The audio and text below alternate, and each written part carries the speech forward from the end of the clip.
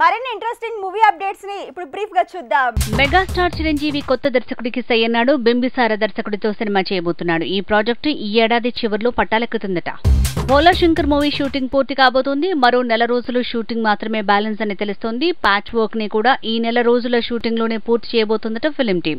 Sai Tej movie Virupaksha trailer ని launch చేసింది సినిమా టీం. కాశ్మోరా స్టైల్లో తెరకెక్కిన ఈ సినిమా అందరి అటెన్షన్ ని లాక్కుంటోంది. సోషల్ మీడియాలో వైరల్ అయింది. సూర్య తన 42వ మూవీతో 10 భాషల్లో దండెత్తబోతున్నాడు. దిశా పటానితో కలిసి పీరియాడికల్ డ్రామాతో అటాక్ చేయబోతున్నాడు. ఇక ఈ సండేకి రిలీజ్ డేట్ ని పోస్టర్ తో సహా రిలీజ్ చేయబోతుంది ఫిల్మ్ టీం. నేచురల్ స్టార్ నానితో శ్రీకాంత్ ఓదెలా తీసిన మూవీ దసరా తెలంగాణలో 100 కోట్ల పైనే రాబట్టి ఆంధ్రతో పాటు మిగతా సౌత్ స్టేట్స్ లో దూసుకువెళ్తోంది సినిమా. ఇక ఓవర్సీస్ లో $2 మిలియన్ వసూళ్లను దాటి 2.5 మిలియన్ల వైపు అడుగులేస్తోంది దసరా మూవీ.